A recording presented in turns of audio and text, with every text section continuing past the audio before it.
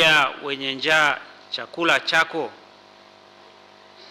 Lakini ni vizuri kufahamu kwa nini nabii Isaya anaingia katika hali hiyo. Mazingira yanayopelekea swali hili ilikuwa hivi: hawa wana wa Israeli, Wayahudi, walikuwa tayari wamerudi kutoka katika utumwa wa Babeli, na walipokuwa kule utumwani, tunakumbuka kati ya mambo mengi, lakini hawakumwacha sana Mungu wao. Lakini wakati mwingine walilazimishwa kusali na kutumia desturi za kigeni. Ndio maana nakumbuka baadaye waliweza kuimba ule wimbo wa kuwa kando ya mito ya Babeli ndipo tulipoketi, tukalia tulipoikumbuka Sayuni, katikati ya miti tukavitundika vinubi. Kwa hiyo walikuwa bado wana hamu ya kumwabudu Mungu wao kwa uhuru, kwa taratibu na kwa desturi ambazo wao wamezizoea. Lakini wanapokuwa ugenini, wanalazimika kufanya kwa desturi za kigeni, jambo ambalo waliona kuwa wanakosa kitu kikubwa katika maisha yao, na hasa maisha ya mahusiano kati ya Mungu wao na wao wenyewe. Lakini hali hiyo iliendelea kuwapa fundisho hawa Waisraeli waliokuwa utumwani, na fundisho lenyewe liliwapelekea kwenye kutubu, kujuta na kuomba msamaha, kurudi. Mungu anapokea kitubio chao na anaamua kuwahurumia na kuwasamehe. Kwa hiyo akawarudisha katika nchi yao hiyo ya Yuda. Natambua wazi kuwa alipowarudisha, sasa ndipo naona somo hili linaingia. Waliporudi katika nchi yao, kwa sababu wana kumbukumbu nzuri na ya pekee ya kuendelea kumwabudu Mungu wao, na wana hamu ya kumwabudu Mungu wao katika mila na desturi zao.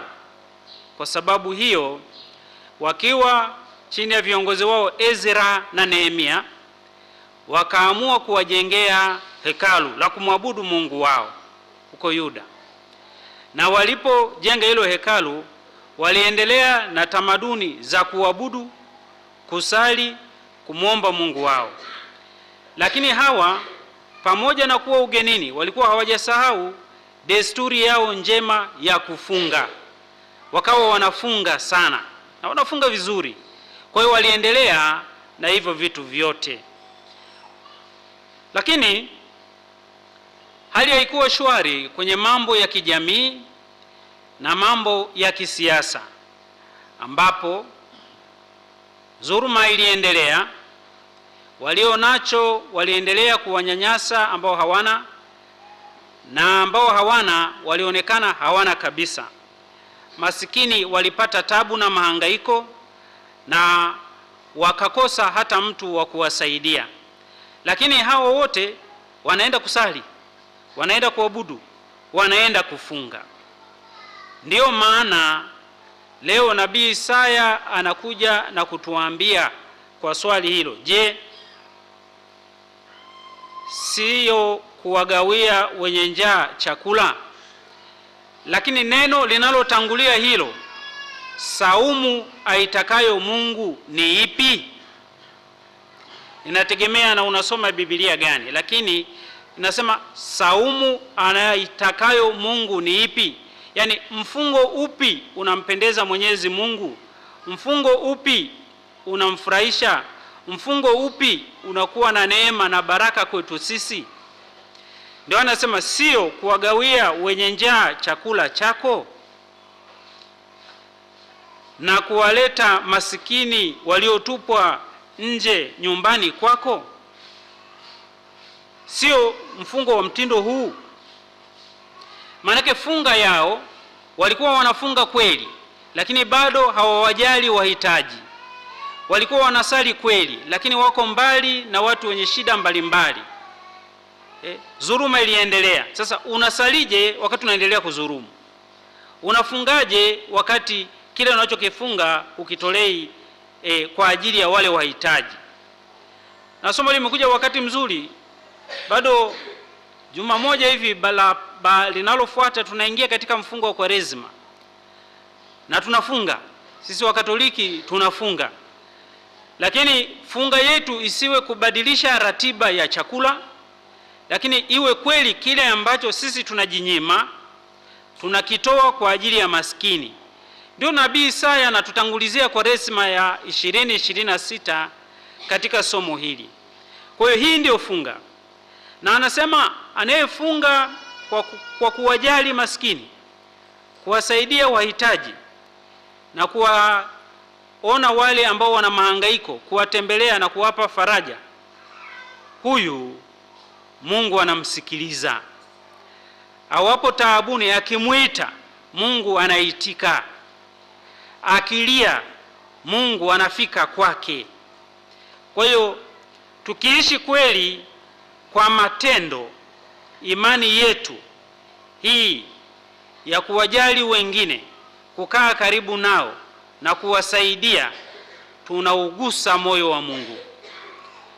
Na tunapougusa, hata ukiwa katika mahangaiko, ukimuita Mungu anakuja, anasimama kando yako, anakusaidia, anakutoa katika taabu na mahangaiko, au anakuonyesha ni kwa kutumia njia gani utatoka katika taabu na mahangaiko hayo.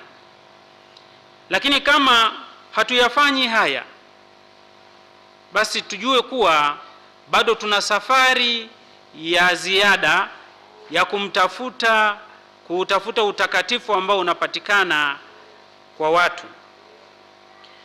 Somo hili linalingana na lile la Injili ya Mathayo ambayo inasema ya hukumu ya mwisho, ambapo Yesu anatoa mfano wa wale wanawali 10 mwisho wa dunia itakavyokuwa, kati ya kwa kutumia mfano wa kondoo na mbuzi, kwa wale ambao watakuwa kulia na wale watakao kuwa kushoto. Na akisema, nilikuwa na njaa mkanipa chakula, nilikuwa na kiu mkaninywesha, nilikuwa kifungoni mkaja kunitazama.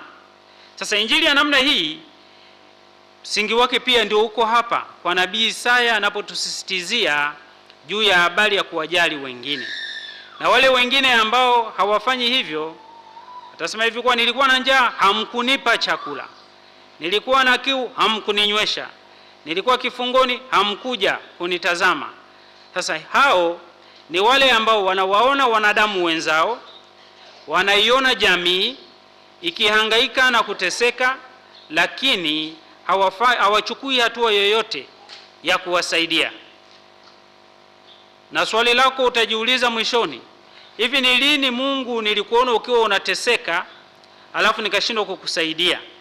Na Yesu atajibu wakati huo, kwa lolote ulilomfanyia wale walio wadogo, wale masikini, wale wahitaji, wale waliokuwa wanahitaji msaada wako na ukufanya, basi hukuwa umenifanyia mimi. Kumbe Mungu tunampata katika ndugu zetu. Kwa hiyo kama tunampata katika ndugu zetu, shida ya mwenzetu mmoja iwe ni shida ya kwetu wote. Shida ya jirani yako iwe ni shida yako wewe. Sio tu jirani yako Mkatoliki, lakini jirani yako yeyote, awe Mkristu, awe wadhehebu wa dini nyingine, awe wadhehebu mengine ya Kikristu, ila yeyote mwenye shida tunaalikwa kwa misingi ya mafundisho yetu ya kanisa kumwendea, kumfariji na kumpatia hicho anachokihitaji.